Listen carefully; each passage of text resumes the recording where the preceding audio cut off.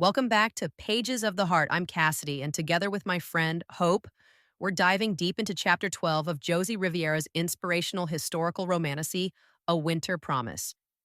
You know what's fascinating about love stories throughout history? The way certain symbols, like a simple snow angel, can capture the essence of an entire relationship. This chapter shows us how fleeting moments become eternal through craft and memory. The transformation of that snow angel into a wooden carving really speaks to how we try to preserve precious moments, doesn't it? And what's remarkable is how the author weaves this craftsmanship theme through every aspect of the story. When Nathan recognizes his father's work in that cradle, it's not just about woodworking. It's about generations of love being passed down through skilled hands. Hmm. That moment really hits differently when you consider how rare handcrafted pieces were becoming in the 1920s, with mass production taking over. Speaking of historical context, that pregnancy scare scene is so masterfully grounded in its era. The fact that Thomas having a telephone was notable enough to mention the Model T struggling in the cold, these details paint such a vivid picture of what medical emergencies were like back then. Well, that's what makes the community response so powerful.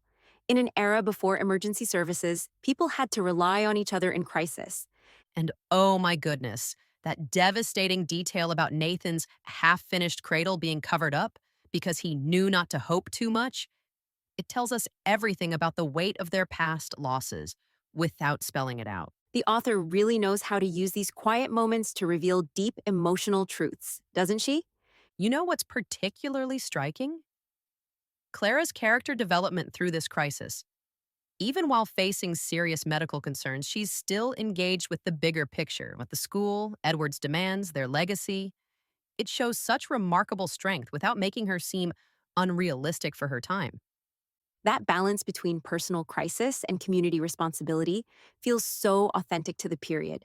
Women often couldn't afford to focus solely on their health. And Nathan's growth in response to her strength is equally compelling. He's learned to include her in important decisions while still being protective. That's such a delicate balance for a man in the 1920s when women's opinions were often dismissed. The evolution of their relationship really shines in those intimate moments, like that beautifully described kiss scene. Let's talk about how brilliantly the author handles the conflict with Edward and the school.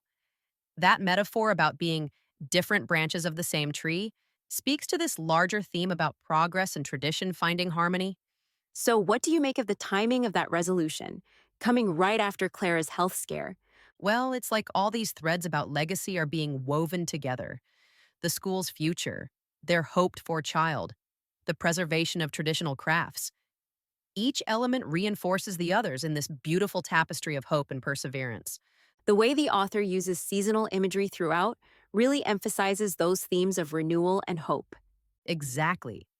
When Nathan talks about holding on to my winter for far too long, it's such a powerful way to describe emotional stagnation.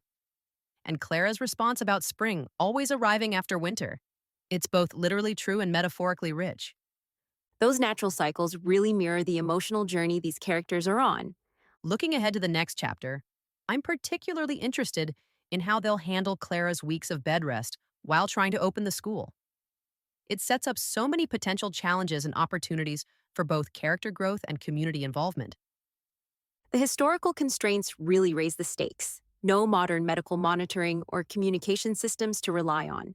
And with Nathan working on his father's cradle restoration while preparing for their own baby, that's such rich emotional territory to explore. It's like he's healing his past wounds while building hope for the future. The parallel between restoring old pieces and building new ones really captures the essence of their journey together. You know what really makes this chapter stand out? The way it handles these universal human experiences love, fear, hope while staying true to its historical setting. These characters feel completely authentic to their time period while still being deeply relatable to modern readers. That's what makes great historical fiction, finding those timeless human connections while honoring the unique challenges of the past. Listeners, we want to hear from you.